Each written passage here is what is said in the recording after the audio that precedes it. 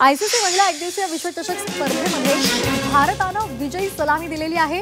सलामीच्या सामन्यामध्ये भारतानं श्रीलंकेचा 59 धावांनी पराभव केलाय। भारतानं प्रथम फलंदाजी करताना श्रीलंकेसमोर विजयासाठी 271 धावांचं आव्हान ठेवलेलं होतं, मात्र श्रीलंकेनं 211 धावांपर्यंत मजल मारली आहे।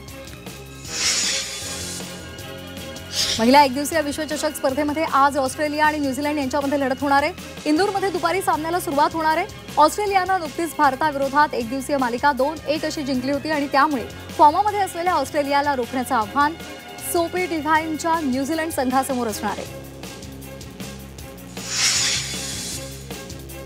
भारताचा माजी यष्टिरक्षक दिनेश कार्तिक आणखी एका T20 लीगमध्ये खेळताना दिसणार आहे। दिनेश कार्तिक आता इंटरनॅशनल T20 लीग स्पर्धेसह शारजा वॉरियर्स संघाकडून खेळताना दिसेल।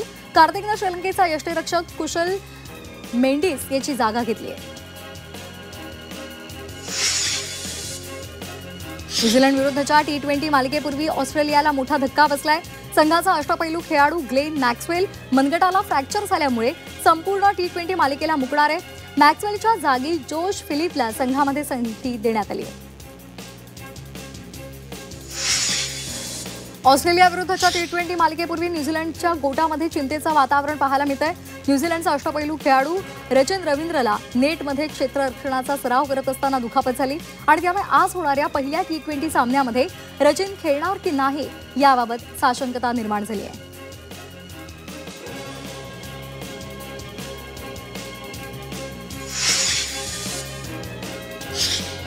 दिवाळीमध्ये एसटी बसच्या भाड्यामध्ये तब्बल 10% वाढ होणार आहे। 15 ऑक्टोबरपासून ते 5 नोव्हेंबर एसटीच्या भाड्यामध्ये 10% वाढ करण्यात आली आहे। एसटी महामंडळाकडून भाडेवाढीचा निर्णय घेण्यात आलाय। वादानुकूलित शिवनेरी आणि शिवाई बस सोडता सर्वच बसेससाठी 10% दरवाढ लागू असेल।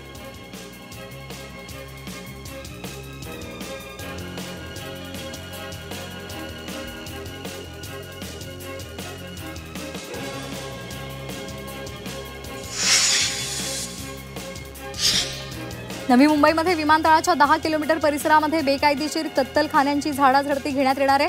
हवाई सुरक्षेला होणारा धोका रोखण्यासाठी DGCAनं कठोर पावलं उचलली आहेत। प्राण्यांच्या बेकायदेशीर कत्तली आणि मृतदेहांची निष्काळजीपणे केलेली विल्हेवाट आणि कचरा टाकणं यावर DGCAनं कठोर पावलं उचलली आहेत।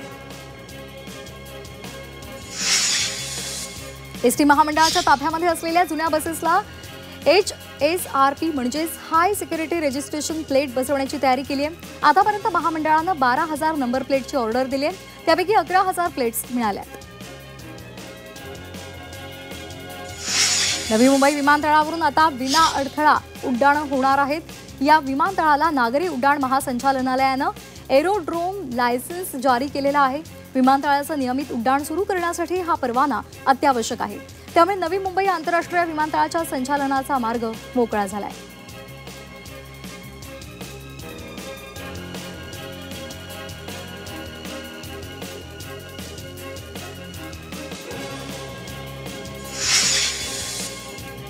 राजधानी दिल्लीमध्ये आज राष्ट्रीय स्वयंसेवक संघाचा शताब्दी समारंभ सोहळा होणार आहे आणि यासाठी पंतप्रधान नरेंद्र मोदी उपस्थित राहतील। यावेळी देशासाठी RSSच्या योगदानाचं वर्णन करणारे खास डिझाईन केलेलं टपाल तिकीट आणि नाणं पंतप्रधान नरेंद्र मोदी यांच्या हस्ते प्रकाशित केले जाणार आहे। ऐन दसरा दिवाळीमध्ये फुलांच्या किमती गगनाला भिडल्यात। मुसळधार पावसामुळे फुलशेतीचं मोठं नुकसान झालंय, त्यामुळे बाजारामध्ये फुलांची आवक कमी झाली आहे। दुसरीकडे फुलांची मागणी वाढल्यामुळे फुलांच्या दरात कमालीची वाढ झाली आहे। घाऊक बाजारामध्ये चेंडू 200 रुपये तर गुलाब 500 रुपये प्रति किलो दरानं विकला जातोय, तर फुलांच्या किमतीमध्ये सुद्धा मोठी वाढ झाली आहे। पुणेकरांनी यंदा दसऱ्याच्या शुभ मुहूर्तावर वाहन खरेदीमध्ये मोठी उत्सुकता दाखवत तब्बल 9,531 वाहनांची खरेदी केली आहे। यामध्ये सर्वाधिक 5,438 दुचाक्या आणि त्याचबरोबर 2,554 चारचाकींचा समावेश आहे। विशेष म्हणजे इलेक्ट्रिक वाहनांना यंदा पुणेकरांची चांगली पसंती मिळाली आहे। तब्बल 814 वाहनांची नोंद झाली आहे। RTOच्या आकडेवारीनुसार रिक्षा, गुड्स बस त्याचबरोबर टॅक्सींचा सुद्धा यामध्ये समावेश आहे। रेल्वेच्या नवीन नियमानुसार सामान्य आरक्षणासाठी आता आधार कार्ड व्हेरिफिकेशन असणं आवश्यक आहे। तिकीट बुकिंग सुरू झाल्यानंतर पहिल्या 15 मिनिटांमध्ये त्याच लोकांना बुकिंग करता येणार आहे। जर आधार कार्ड व्हेरिफिकेशन केलं नसेल तर तिकीट बुकिंग करण्यात अडचणी येतील, त्यामुळे आत्ताच आधार कार्ड व्हेरिफिकेशन पूर्ण करून घ्या, नाहीतर बुकिंग करण्यात अडचणी येतील। करवीर निवासिनी श्री अंबाबाईचा नगर प्रदक्षिणा सोहळा पार पडला। अंबा माता की जयचा अखंड जयघोष भक्तांनी केलेला आहे आणि त्यांनी नगर प्रदक्षिणा सोहळ्यामध्ये मोठ्या संख्येने सहभाग घेतला। पोलीस बँड, आकर्षक विद्युत रोषणाई आणि अंबाबाई देवीचा जय जयकार करत नगर प्रदक्षिणा संपन्न झाली। ठाण्यामध्ये टेंभी नाका येथे मुख्यमंत्री देवेंद्र फडणवीसांनी दुर्गेश्वरी देवीचं दर्शन घेतलं। यावेळी परिवहन मंत्री प्रताप सरनाईक, खासदार नरेश म्हस्के तसंच इतर मान्यवर उपस्थित होते। यावेळी फडणवीसांना देवीची प्रतिमा देऊन सत्कार करण्यात आला।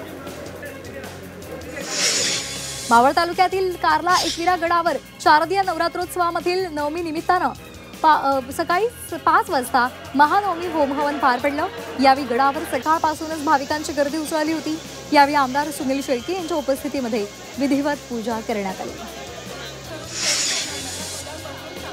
मॅनहोल सुरक्षेच्या याचिकेवर तातडीनं सुनावणी घ्या अशी विनंती याचिकाकर्त्यांनी मुंबई उच्च न्यायालयाला केली आहे। दरम्यान या प्रकरणामध्ये 6 ऑक्टोबरला सुनावणी होणार आहे। डोंबिवलीमध्ये रविवारी एका 13 वर्षीय मुलाचा उघड्या गटारामध्ये दुर्दैवी मृत्यू झालेला आहे। या घटनेवरून मॅनहोल सुरक्षेचा मुद्दा पुन्हा एकदा ऐरणीवर आलाय। ऐरोलीमधील रोड रेंज प्रकरणामध्ये बेलापूर न्यायालयानं माजी प्रशासकीय अधिकारी पूजा खेडकर यांची आई मनोरमा खेडकर यांना तात्पुरता जामीन मंजूर केलाय। मनोरमा खेडकर यांनी बेलापूर न्यायालयामध्ये अटकपूर्व जामिनासाठी अर्ज केला होता। न्यायालयानं सुनावणी दरम्यान त्यांना 13 ऑक्टोबरपर्यंत तात्पुरता जामीन दिलेला आहे।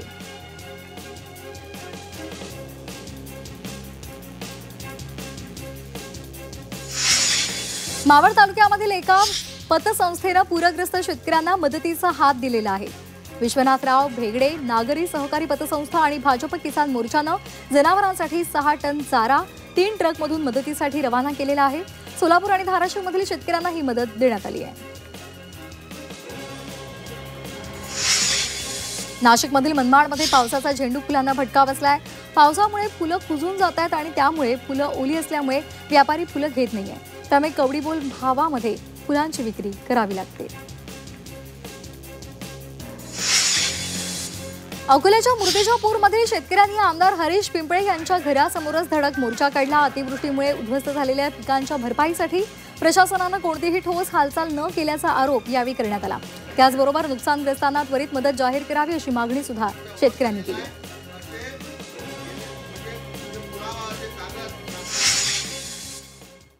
हिंगोलीच्या सेनगाव तालुक्यामधील बेलपुरा इथे 2 गट आमने-सामने येऊन त्यांच्यामध्ये तुफान राडा झालेला आहे। यावेळी दोन्ही बाजूने दगडफेक झाली आणि एकमेकांना मारहाण सुद्धा करण्यात आली। यामध्ये 15 ते 20 जण जखमी झाल्याची माहिती मिळते। जखमींवर सेनगाव शासकीय रुग्णालयामध्ये उपचार करून पुढील उपचारासाठी हिंगोली जिल्हा शासकीय रुग्णालयामध्ये हलवण्यात आले। रायगड जिल्ह्यातील खालापूर तालुक्यातील चौक गावामध्ये एका हॉटेलमध्ये वडापावमध्ये चक्क मेलेली पाल आढळून आली आहे। हॉटेलमध्ये वडापाव खाताना भरत वाघ यांनी वड्यामध्ये मेलेली पाल त्यांना आढळून आल्याचं सांगितलं। या घटनेनंतर गावामध्ये खळबळ उडाली आहे। संतापलेल्या ग्रामस्थांनी हॉटेल बंद पाडले।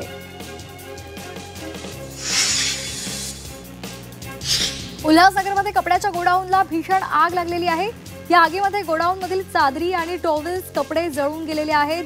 घटनास्थळी अग्निशमन दलाच्या 3 गाड्या दाखल होऊन अखेर आगीवर नियंत्रण मिळवण्यात यश आले।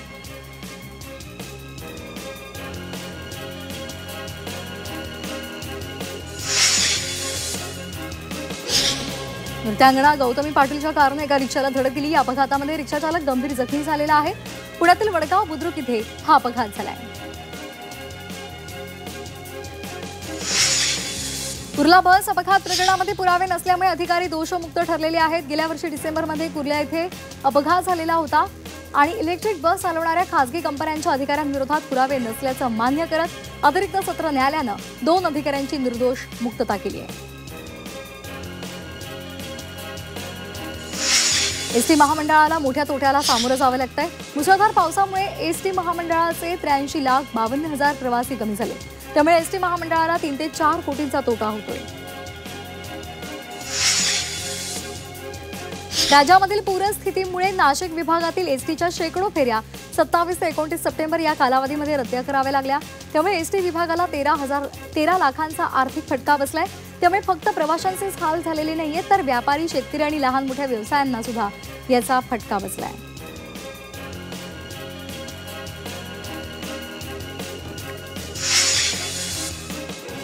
महाराष्ट्राला शेतकरी आत्महत्येचं ग्रहण लागले। देशामध्ये 2023 मध्ये 10,786 आत्महत्या झाल्यात.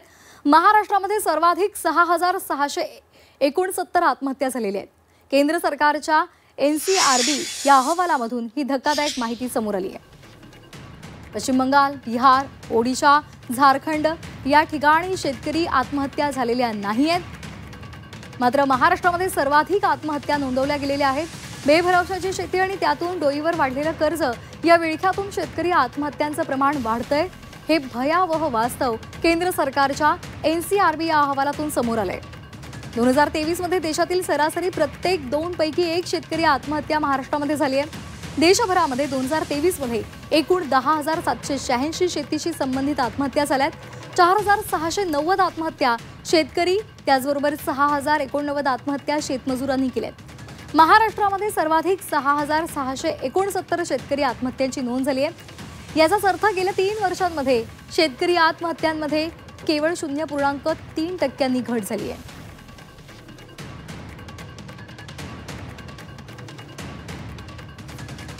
तर यावर आपण एक नजर टाकूयात ग्राफिक्समधून. देशामध्ये सर्वाधिक आत्महत्या कुठे झालेल्या आहेत पाहूयात.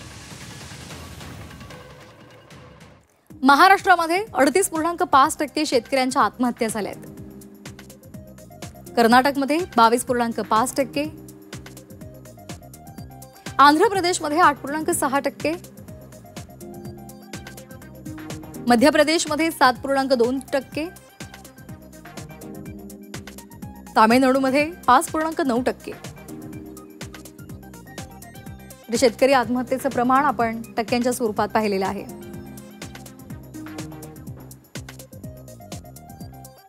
पुन्हा एकदा घेणार आहोत बातम्यांचा धावता आढावा. राज्यामध्ये अतिवृष्टीचा 33 जिल्ह्यांना फटका बसलेला आहे. याची माहिती कृषी मंत्री दत्तात्रय भरणे यांनी दिली आहे. पंचनाम्याचं काम युद्धपातळीवर सुरू आहे. तर ओला दुष्काळ जाहीर करण्यासंदर्भात मंत्रिमंडळामध्ये चर्चा झाल्याची माहिती त्यांनी दिली आहे.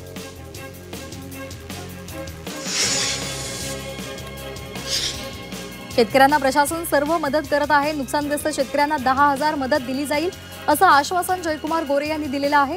अनेक राजकीय नेते दौरा करतात, जनतेची माथी भडकवण्याचं काम करत असल्याचा आरोप सुद्धा गोरेंनी केला आहे.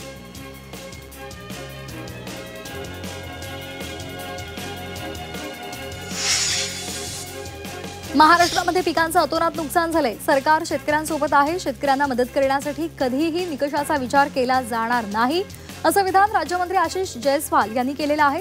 जे आरोप करत आहेत त्यांनी कधीही मदत केली नाही अशी टीकाही त्यांनी केली आहे.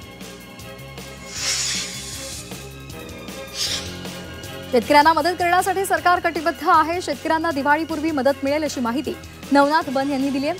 उद्धव ठाकरे यांनी दौरा केला पण मदत केली नाही असं म्हणत ठाकरेंवर जोरदार निशाणा साधलाय.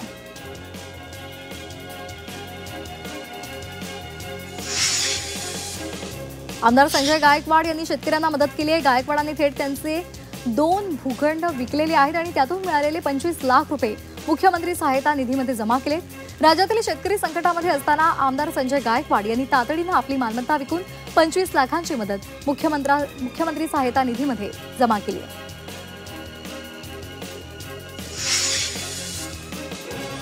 भाजपा आमदार गोपीचंद पडळकरांनी मराठवाडा आणि सोलापूरमध्ये पूरग्रस्तांना मदत केली आहे. सांगलीच्या कवठे महांकाळ इथे आरेवाडी इथून मदतीचे ट्रक सोलापूरकडे रवाना झाले. 7 गाड्या गव्हाच्या आणि 7 ट्रक चाऱ्याची मदत करण्यात आली आहे. महापुरानं मराठवाड्याला संपूर्ण घेरलेलं आहे. भाजप खासदार धनंजय महाडिक यांनी मराठवाड्याला मदत केली आहे. नागरिकांना संसारोपयोगी वस्तू त्यांनी पाठवल्यात. राज्यातील सर्व बांधवांनी साधेपणानं दिवाळी साजरी करावी असं आवाहन महाडिकांनी केलं आहे.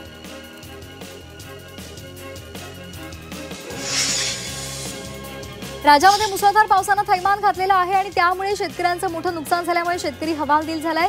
दरम्यान मुंबईच्या राजानं मदतीचा हात पुढे केलाय. गणेश गल्लीमधील लालबाग सार्वजनिक गणेशोत्सव मंडळानं राज्य शासनाच्या मुख्यमंत्री सहायता निधीमध्ये 5 लाख रुपये आर्थिक मदत देण्याचा निर्णय घोषित केलाय.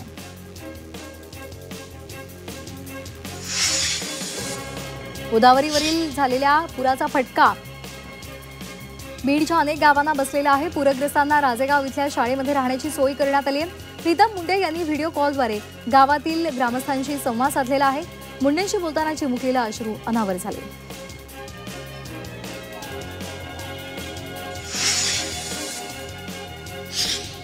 राज्याच्या अनेक भागांमध्ये अतिवृष्टीमुळे पिकांचं मोठं नुकसान झालेलं आहे आणि याच पार्श्वभूमीवर छत्रपती संभाजीनगर महापालिकेच्या वतीनं 50 लाखांची मदत पूरग्रस्तांना देण्यात आली।